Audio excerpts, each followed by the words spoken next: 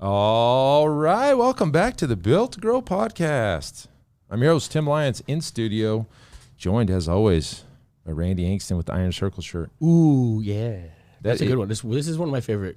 That is my favorite one. I was thinking about it when I was putting it on this morning, going through like the list of That's designs. the August 2021 Florida experience. That was awesome. For those of you on YouTube, you could probably see. By the way, go check out our YouTube, Built to Grow podcast on YouTube. Search that and join. It's that easy, guys. That easy. Yep, we're going to be growing that channel, and we have been. You can see all of our back episodes there. You could also see some exclusive trainings. We're starting to record those now, and they'll be releasing just there. And also, if you're on our email list, you'll get that as well as our Facebook group. So Business Talk with Fitness Professionals is another place to meet, chat with us online. And, guys, we're in the midst of we're selling our Grow Summit tickets right now, fitprogrowsummit.com. I think we sold something like 25 tickets last week. Yeah, it's going quick. So we're in a tier 2 pricing, and then it goes to tier 3. So if you're interested in joining us at the Grow Summit, like we said before, if you're listening to this show, this would be a good event for you to attend. Oh, yeah. It's May 19th through 21st, Franklin, Tennessee, just outside of Nashville. Love to see you guys there. Boom. Cool. So this episode, guys, staffing. Gosh, seems like every coaching call we get on, gym owners are struggling to find good talent. They're losing people to other jobs. People are resigning. The work ethic's off. There's something going on, and it has been going on for the last at least 2 years now, where it's just harder and harder to find great talent. If you go around your town, wherever you are, any state USA, you're going to see help wanted signs in every bar and restaurant. People are just looking for work. And I think, if we can get back into the psychology around why this is happening. I mean, obviously, everybody got slapped with the shutdowns and everything, and it gave people a chance to sit back and maybe they didn't like what they were doing, and so they resigned. This is the great resignation. You hear about this kind of phrase. And it seems like it's happened in every industry. I think people were, going with the flow back in the day, and this is just the way their life was. And then when they were forced to stop and really think, and everything was kind of happening around them, maybe they didn't realize they wanted to change. They wanted to go do something different. And so, you're not seeing a whole flood of people coming back into the workforce. And I was talking to my dad the other day. It's like, what are they doing? What are all the people that left their jobs? What are they doing? And I can't answer that unless they went off and started their own companies, like by the millions. I don't know what people are doing. I don't know if they're sitting at home, if they're putting money into crypto and they're just they're getting NFT rich. I don't know. Well, in the crazy thing, excuse me, the crazy thing on top of it all is cost of living has never been higher. Right? That's very true. We're sitting in and this is, as you're talking about it, I'm like, well, not only did they delete a paycheck, but they're probably looking for a job. And now if they're looking for a job, they're looking at what they used to make, and they're looking for competitive, careers to where they've been. If I was in that position and I was considering what I was making versus what it's costing to get by right now, I might not take I guess if I had to, I'd probably take a job and then find, work towards something greater. But maybe it's that, I can't get by on this wage anymore. Well, whatever it was, it needs to be at least 7% more. At minimum, general right? inflation. Yeah. I mean, there's some line items like energy is up 50, 60, 70%. We don't even want to talk fuel. I mean, day by day, it's stinging all energy, of us. Right? Yeah, that's all of it. Yeah. It is. It's wild. So yeah. So really, what this shows we're going to talk about is like, hey, you know what? You might have staff now, you might not, but how do you keep the staff you have? Find staff. What do we do with this staff problem? Yeah. Yeah. How do you attract staff? So I think before we get too deep into this, I think the first thing we have to all understand is not everybody's motivated by the same things. Yeah. Can we get into how we go about that? Because I think that's important. There's a personality test that we use. I mean, we use the one called DISC, D-I-S-C. You can look it up. In fact, Tony Robbins, of all people, has a free /paid. I think it's TonyRobbins.com/disc. I'm pretty sure is the that is it. We'll drop it in the show notes just to make sure. You can go there, and basically what you're going to find with the DISC assessment is people's really personalities, what drives them, their emotional. I don't know. I mean, it is their personality, right? So are they driven by power, authority, money, educational, theoretical, things like that? And then it gives you scores, right? It just grades you. It tells you, what you naturally are and what you've been adapted to. And a lot of times when we work with our disc coach, right, Mandy, she'll say if somebody's like normally a 20 and they're adapted to be like a 50 in a particular category, that means they're under stress. Sure. And then when they jump into that and start asking questions about this employee, a lot of times maybe they just got a divorce or a death in the family. And it's like, oh, okay, well, that makes sense. They're adapting, when they're under stress.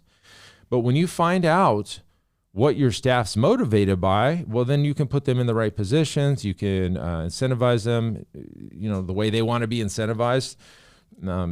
There's a book also that we talk about by Daniel Pink, Drive. It really opened my eyes to like, hey, not everybody's motivated by money. And that's a hard thing too. I mean, I know you and I have had this conversation, over and over, that we are very similar in a lot of the way that we think, and right. And everybody that comes onto the team or that we work with, like we have to have that kind of check, right? Like they are not the same as us. Not everybody thinks, operates, and is motivated by the same things. And once you have that, though, that's imperative. I mean, because it's huge. Like we found out that, with this generation, that it's really weird. The money isn't so imperative, right? Social impact, additional days off. I mean, like these are things that to us are like so second, third, in the list of priorities. But these are the things that are driving these people's decision making, right? So these are the jobs that they're looking for. Is I don't care how much money I'm making. What is the social impact I'm going to have? Like that, to me,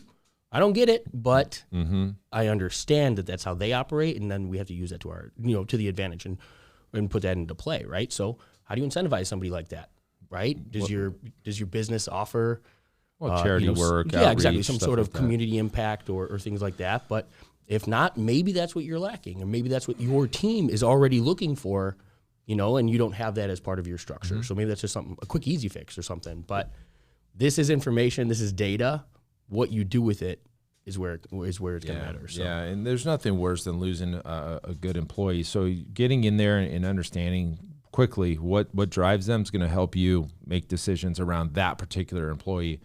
Another thing that you could do, obviously, you should be doing is these evaluations at least every quarter. Some people do them twice a year. Some people do them once a year, but we do them here every quarter, at least with our training team. Our training team's the forward-facing, the customer-facing staff at our gym and your gyms as well. And we have to make sure that they're on their best behavior right now, and they're in their best mindset. And so we've got something called our 5x5 matrix. They're bonused on it. They know where they stand. It's very clear-cut, like we're looking at these particular things. How did you do that quarter? What can you improve on? Here's what you did well, and here's your bonus for that. And then at the end of the year, they get potential for a raise the next year. And I think they really like knowing, look, these are the things I'm being looked at, and these are the things I need to work on. And they know. They have a path, right? And that is huge, right? A lot of times, and I'm the worst. I mean, I don't do reviews with anybody. But Zach, do you delegate? Well, let's not completely discredit you. You've got people in the position that are in charge of doing those things. Yeah, Zach's really good about that, and and I talk to Zach on a daily basis anyway, or at least a couple times a week, so we know where we stand. He knows where he's at. I don't have anything official, but you should have something official, and he doesn't really want one either. So we have a different relationship. But if you were, at your gym, I definitely think you definitely want to work with your staff, front desk, any customer facing, anybody really, and make sure that they know the path they're on. Absolutely. So that's that. The next thing is, where do we find good talent, right? Where do you find people to fill those roles? Maybe you're getting busier and you need to hire a new coach. Well, I mean, the first thing you do is throw an ad out on Indeed or Craigslist or these other places, but that's not always the best place. There's a lot of places to find employees. In fact, just every day you go out into the world of business, open your eyes. There's plenty of people out there that are looking for career changes and things like that are great employees, right? You were just talking about a front desk person that works at another business that you think would be a good fit here. Keep your eyes open, guys. There's plenty of good people that you love to have on your team, and it just takes a conversation. You know what's funny? Since my first job, every job I've ever had since, and I use that term loosely, every employment I've had ever since, I was recruited into. Oh, not 100%. Like on a posting? I just thought about it. 100% of the time I've been pulled into the next and most of them were like entire career changes. But in the sales realm type of thing. But yeah, I mean, I'm a big fan of that, and it's because we were talking a little bit, right? Like, there's a lot of people right now that aren't entering the workforce. Like like you said, there's a lot of places looking for employees, but we don't have lines out the door of applicants. And so I would much rather take somebody who's currently working and develop them to the skill sets that we need within fitness than to go and motivate somebody who's sitting on their couch and convince them that they want to come get the training job that they've been claiming they want. That's a great point. And so that's a difficult thing, but I've always felt that way. Like, you can train the specifics of the job. You can't. It's a much bigger task to change the personality or the person behind the role.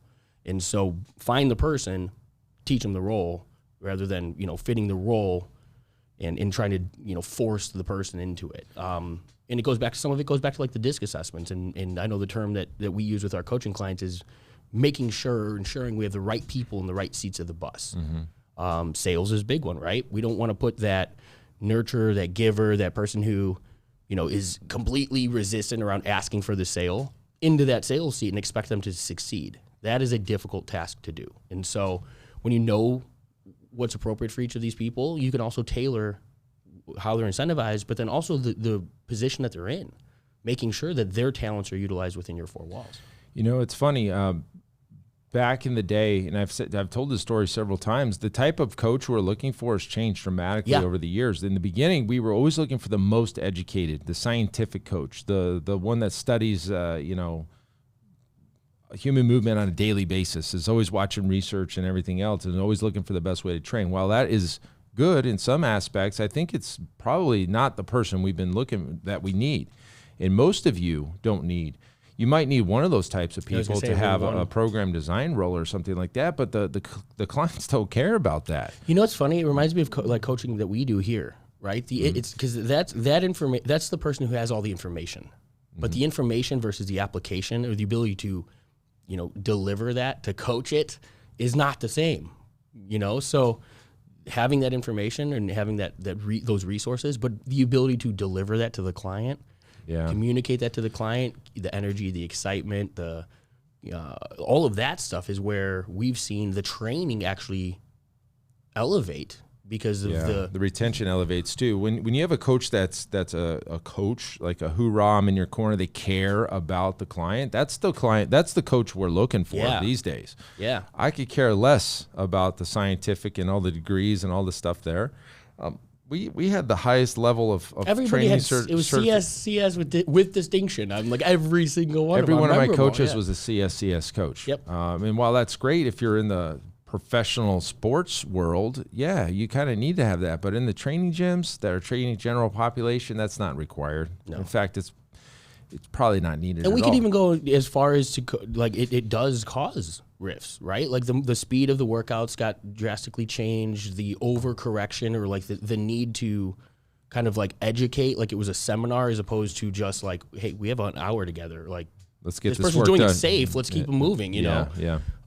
So that was a big problem. But then also I think it bubbles up, right? Because if in our belief and the way that we structured your gym or you've structured your gym is, the program design comes top down. Mm-hmm. Well, now if you got like 4 or 5 people who have their own personal beliefs and methodology, movement patterns, corrective exercise, all of those types of things, are they going to be telling Zach that they're modifying his workouts, or are they just going to be doing it on the floor? They'll be doing it on the floor. And that's the problem, right? They're now taking too much reign in a way that they shouldn't have it, going away from the program, the plan that the business is having, and now we've got a rogue trainer. And it goes back to the full risk of that's not what you want for your business. So overeducation is that's a tough one because it is a fine line, right? Mm-hmm. You want somebody who's qualified and capable, but not overly too far down the path where the rest is lost. Yeah, the experience of the training goes away. So I mean, those are definitely things as we went into the years of business that we learned. So we only look for that caring coach. In fact, one of our best coaches right now, she came out of like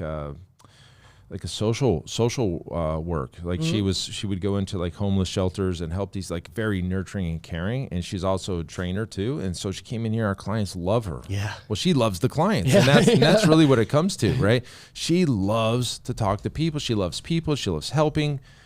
And she obviously, the clients just goes, magnetized to her. And so great, perfect. That's what we need here, because we can teach the training methodology from the top down, like you said. So there's that stuff. There's DISC assessments. There's the personalities and what drives these folks. Another thing that would probably help in today's day and age, where a coach either makes money if they're working or doesn't make money if they don't, if you could have a salary type or paid days off, health insurance, those would be like perks of the job, total comp. Like you could, we do all of that here. Actually, we have health insurance, we have paid days off for full-time employees. We've got, obviously sick days that go to the state laws that you're in. You also have track state, that, but also we do salaries here. So we have a block schedule. We don't do a split shift where the coach has to come in a couple hours in the morning, come back a couple hours in the deep afternoon. That kills, it kills them. It's there's difficult no for work. the individual, for sure. So we have a morning block and an afternoon block. And this concept, guys, is one of the things a lot of gyms have struggled with. We decided a long time ago we want career-based coaches that have a life outside the gym. So we have a morning shift, which is 5 a.m. until noon. We have a 1 o'clock till 8 o'clock. And that 12 to 1, those are the times if we need to do a team meeting, we'll do it between 12 and 1, or we'll do a podcast for the team in here from 12 to 1, because everybody's here at the same time. Yep. We do a team meeting right there, so everybody's there. Why do we do that? Well, we do it for several reasons. One, I have a fixed payroll. I know once we get above that, in general, like gross revenue for the month, then we're all profit after that, right? So it keeps our base operating expenses very steady. There's no per head percentage of total collected. There's none of this. They get an hourly rate from the time it's like a punch in, punch out. Yeah. And we put them on the schedule for 37 hours, and we know that they're going to come in a little early some days and stay a little late some other days, so we pay them for 40. So they're scheduled for 37, but we pay them for 40. Well, Tim, why would you do that? Well, because of exactly what I just said. I want to make sure that they're not shooting the gap when they leave. Yeah. We have 3 hours of buffer for the whole week, and they like that, right? And so even if they're not training, they're still getting paid. If they're in a team meeting, they're still getting paid because they're here. They're on the clock. So exactly. We pay it as a salary, but picture it as a punch in, punch out type of thing. And no matter what they do during that hour, they get the same rate. That's what I want. I'm glad you said it that way, because this is a thing that a lot of gym owners struggle with is how do you pay your staff? How do you pay your trainers, right? Because the per head, the commission based, there's a million different ways to go about it. But then they're, on top of that, they're like, well, what do you do when they're doing program design or when they're cleaning the gym? Or are you are there different pay rates? No, let's make things simple, right? It's almost like a law of averages. We expect the majority of the time you're going to be here, you're on the training floor, training clients. But there are other facets to that job that just have to get done. You don't just get to walk out there like and this is the thing, guys. Trainers are not divas. Stop operating your business like these guys are heaven sent. I love their position. They're crucial in our business, but we got to get rid of this whole ego-driven trainer thing.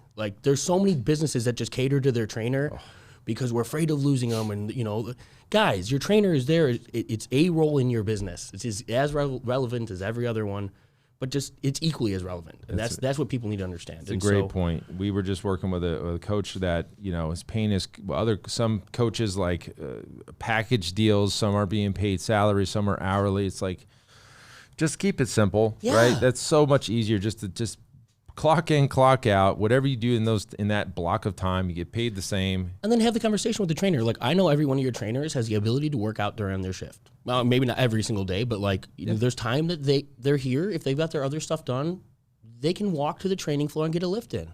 Beautiful. And it's on the clock. Beautiful. Perfect. That's a bonus to them. It's a perk to them, right? It doesn't hurt the business. It keeps them in the business, being a product of the product themselves, and it works to everybody's benefit. But at the end of the day, we're not nickel and diming the the few hours a week. What do you say? 3 hours. 3 hours buffer. You know, some expectation. You know, there are some things. So I love the simplicity of this. I think that this is one of the biggest, most imperative things I think a training business should have as a kind of like a staple. Should be this type of training, or excuse me, compensation. And then figure out maybe if somebody's in a sales role and they're doing, you know, all the consultations, is there something that they might need? Yeah, bump. Exactly. Some sort of incentive, or maybe supplement sales or some of those other things. But figure out the foundation first. Yeah. Make everybody kind of fit the business first. There you go. And then we can, you know, have some fun with some of those little things. Yep. But guys, man, so many businesses come to us and they're like, my business is my trainers. They're making, you know, $80 or 80% for this many people and 60%. I'm like, well, guys, like who does your payroll, first of all? Who's tracking all of this? How much time is spent per week just figuring out what to pay someone? Mm-hmm. Yeah. That's a whole nother person that you paid an entire salary just to figure out their pay. Right? You know what I mean? Like, it's a headache. So simplify it. But at the end of the day, it's not always the money either. And that's what we figured out too. Yeah. And guys, make what you do, make your environment fun, right? Yeah. I mean, we have it in our standard to laugh, right? We want to have fun, laugh, joke around. You know, if it's so strict and static every day, you know, it burns them out, right? I think the average retention for a personal trainer in the entire industry is 12 months. Somebody that's a brand new trainer, get their certs, they're already out in 12 months doing something else. That's pretty sad. I mean, honestly, it is grueling work, right? You don't make a ton of money, but it's satisfying work. So if you find the person that wants to really help people, like the coach that I was just talking about, to social work, came out of that life and wants to help people, this is a great fit for her. Absolutely. She loves it. She'll be in this for a long time. And something you didn't mention yet either is you guys decided recently, because of the state of the industry and the nation, and that you're going to incentivize them and pay them more.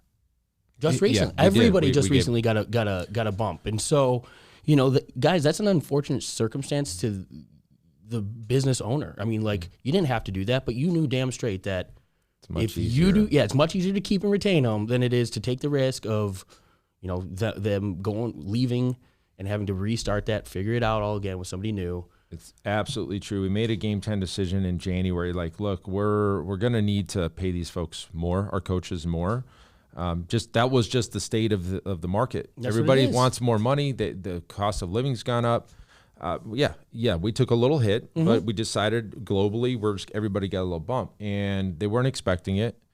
And in fact, there was one guy who was only here 2 months, and he got a bump. So it's just the way it is. Yeah. We took it, and we decided it was strategically we needed to do this, because if we lose people, we're going to have to pay the new people higher anyway to attract them. Exactly. So think about that as well. So lots to think about. This is a moving target a lot of times when it comes to staffing and retaining and attracting talent.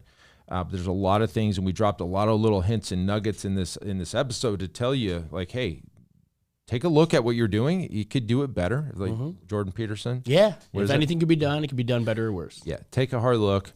You know, you could scrap the whole thing and reestablish and maybe work with all of your coaches, but I would definitely put everybody on a salary, a clock in, clock out type of situation. Pay them the same for every hour they're there, no matter what they do, be it training classes or personal training or semi-private or meetings or working out. Paid days off, health insurance. There's group plans that you can get, which, by the way, I hate insurance with all passion, but we do it because we have to. Give them their gear, give them education, and all this other stuff. And so hopefully that helps. Hopefully that helps kind of maybe bundles this staffing kind of like elusive thing that is so hard to grasp sometimes. There's a lot of cool little things. And just do you test with your DISC assessments, and there's other ones. Read the book Drive. Guys, I hope that helps you. Hopefully you can take a look and maybe keep your coaches for the long term and attract new talent when the time comes. And that's going to keep your clients happier. It's going to keep your clients staying longer. I mean, you're building that organization, that family. It's much easier to keep, you know, your staff, your team, your family than it is to try and, you know, start all over. And so, yeah, hopefully these things helped and just win. It's finicky. This is a tough one right now for sure. Hopefully that helps, guys. That's it for this episode. Until next show, keep changing lives. See you on the next episode. Bye. All right. And thank you for listening to that episode of the Built to Grow podcast, where we help gym owners win. Now, do you want to connect with me and other gym owners online? All you need to do is join our private Facebook group, Business Talk with Fitness Professionals. Just head on over to Facebook and type in Business Talk with Fitness Professionals. And when you do, we're going to give you our 10 marketing strategies 7-figure gym owners use to win. I look forward to seeing you in the next episode. Until then, keep building something great.